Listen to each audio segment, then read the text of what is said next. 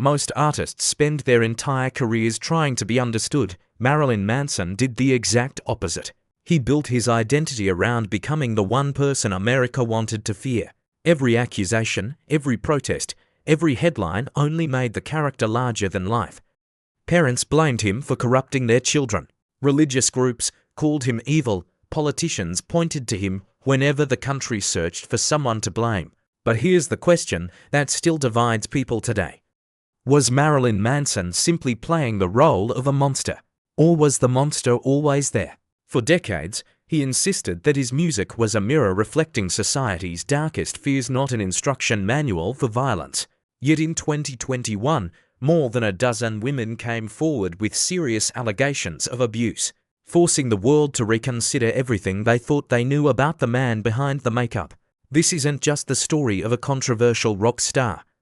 It's the story of what happens when someone builds a career around becoming the villain, and whether, in the end, the line between performance and reality disappears altogether. Long before the makeup, the contact lenses, and the shocking performances, Marilyn Manson was simply Brian Warner, a boy growing up in Canton, Ohio. On the surface, his childhood looked ordinary. He was raised in a conservative, religious household, attended Christian school, and lived the kind of life many American families would recognize. But behind closed doors, things were far more complicated. Brian later described a childhood shaped by fear, emotional instability, and abuse. His relationship with his parents was deeply troubled, and he admitted that as a child. He often acted violently toward his own mother, behavior he would later regret for the rest of his life. His early years were also marked by traumatic experiences that left lasting psychological scars. According to his own accounts, he survived an attempted attack by an intruder, experienced abuse from someone close to his neighborhood, and was exposed to disturbing behavior by his grandfather at an age when no child should have witnessed such things. Whether these experiences explain the man he would become is impossible to say, but they help explain why Brian Warner became fascinated by the darker side of human nature. Christian school, intended to strengthen his faith, had the opposite effect. Constant warnings about evil, Satan, and forbidden music only made those subjects more intriguing.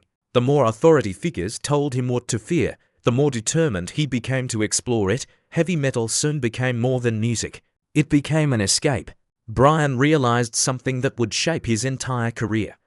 People are irresistibly drawn to the very things they're told to avoid, and before long, he would transform that realization into one of the most controversial identities in modern music history. Building the villain America feared, by the late 1980s, Brian Warner had stopped searching for where he belonged. Instead, he decided to create someone entirely new. The name he chose was impossible to ignore. Marilyn Manson. It combined two of America's most recognizable figures, Marilyn Monroe, a symbol of beauty and fame, and Charles Manson, the infamous cult leader whose name became synonymous with horror. To Brian, the name represented America's obsession with both celebrity and violence, two extremes that, together, revealed something unsettling about the culture itself. At first, Marilyn Manson wasn't even a musician. It was simply an alter ego, a fictional character Brian created while studying journalism. But the character quickly demanded a voice, and in 1989, that voice became a band. Success didn't come overnight. Their early records struggled commercially, and the rock scene was already crowded with talented artists. Manson needed something that would separate him from everyone else. So he didn't just perform music, he created an experience. Concerts became theatrical spectacles filled with disturbing imagery designed to provoke, challenge, and unsettle audiences. Every performance seemed carefully crafted to spark outrage, especially among parents, religious organizations, and the media. But what surprised many people wasn't the stage show, it was Brian himself. During interviews, the man behind the makeup spoke calmly, confidently, and often with surprising intelligence. Rather than encouraging blind rebellion, he repeatedly argued that people should question authority, think independently, and decide their own values instead of simply accepting those handed to them. That contradiction fascinated audiences. The person who looked like America's nightmare often sounded more thoughtful than many of his critics expected. Ironically, every attempt to silence him only made him more famous. News broadcasts warned parents about Marilyn Manson. Church groups organized protests. Politicians condemned his music. But for millions of teenagers who already felt misunderstood, every warning sounded less like a caution and more like an invitation. Without realizing it, America had become the greatest promoter of the very artist it feared. And that cycle: controversy, outrage, publicity, and even greater fame would define Marilyn Manson's entire career. Until one national tragedy changed everything. From scapegoat to superstar, in 1996, Marilyn Manson released ***** Antichrist Superstar ****. The album transformed him from a controversial rock musician into one of the most polarizing public figures in America. Its themes, imagery, and performances ignited a national debate. Critics accused him of promoting Satanism, while supporters argued that the album was a satire of power, religion, and blind conformity. No matter which side people took, everyone was talking about Marilyn Manson, and that was exactly what fueled his rise.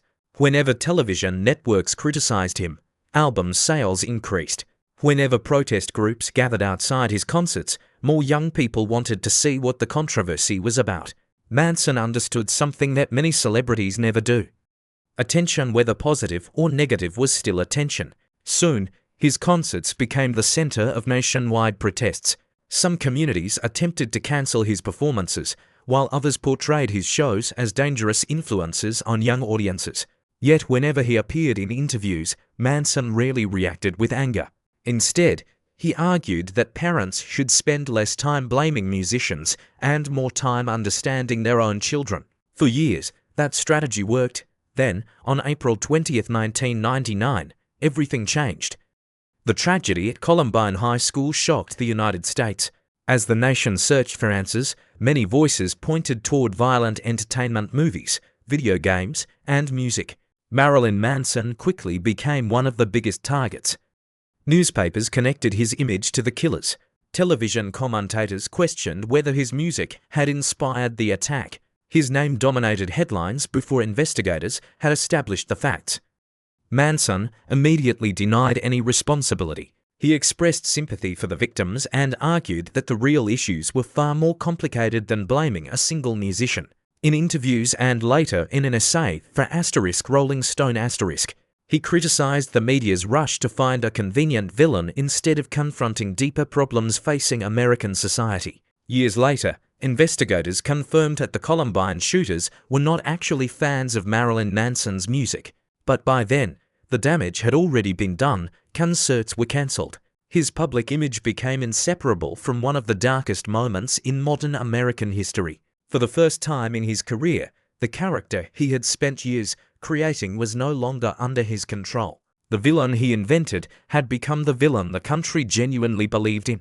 And while Manson eventually returned to music, the momentum that had once made him one of rock's biggest stars would never fully recover. Just when it seemed the worst chapter was behind him, a new wave of accusations would force the world to question whether the media had blamed the wrong man all along or whether they had finally uncovered the real one. The allegations that changed everything. By the late 2010s, Marilyn Manson was no longer dominating the music industry the way he once had. Rock music had faded from the center of popular culture, and the rebellious image that once made him famous was now being viewed through a very different lens. Then, in 2021, everything changed. Actress Evan Rachel Wood publicly identified Marilyn Manson Brian Warner as the former partner she said had abused and manipulated her during their relationship. Soon afterward, multiple women came forward with similar allegations, describing patterns of emotional manipulation, intimidation, isolation, and physical abuse. The accusations sent shockwaves through the entertainment industry. Within days, Manson was dropped by his record label, removed from television projects, and became the subject of multiple civil lawsuits and a criminal investigation. For many people, the allegations seemed to fit the disturbing image he had spent decades creating.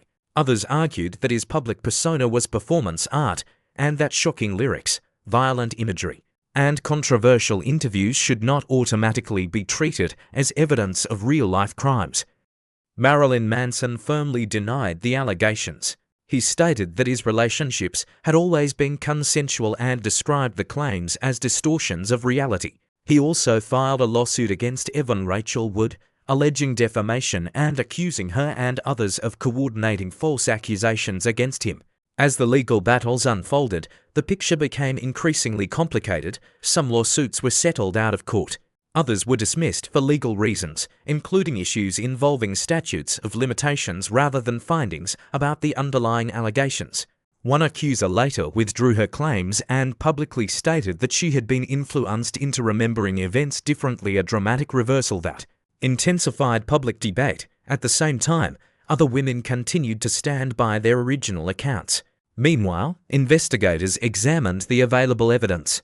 In 2025, the Los Angeles County District Attorney announced that criminal charges would not be filed, citing insufficient evidence to meet the legal standard required for prosecution. That announcement did not declare Marilyn Manson innocent, nor did it prove the allegations were true. Instead, it left the public with something far less satisfying: unanswered questions. A story filled with accusations, denials, settlements, dismissed cases, conflicting testimony, and a truth that remains fiercely disputed for a man who spent his career challenging the line between illusion and reality. The line had never been more difficult to see. Final reflection: for more than 3 decades, Marilyn Manson built a career around one simple idea: become the villain before the world can make you one. He challenged religion, mocked authority, embraced controversy, and turned public outrage into fuel for his success. Every protest, every headline, and every accusation seemed to strengthen the myth he had carefully created. But there was always a hidden cost. When someone spends years convincing the world that they're a monster, what happens when people stop seeing the performance and start believing the character? Today, there is still no final legal verdict that answers every question surrounding Marilyn Manson. Some believe he was unfairly turned into America's favorite scapegoat. Others believe the allegations revealed a pattern that had been hiding in plain sight for decades. The evidence has been debated. The lawsuits have produced settlements, dismissals, and conflicting claims. The arguments continue. And perhaps that's why this story remains so compelling. Not because it gives us clear answers, but because it forces us to confront an uncomfortable truth. We often judge people through the stories they create about themselves. Sometimes those stories are fiction. Sometimes they're confession, and sometimes we don't realize the difference until it's far too late. Whether Marilyn Manson was a misunderstood artist, a master provocateur, or something far more troubling is a question that history may continue to debate.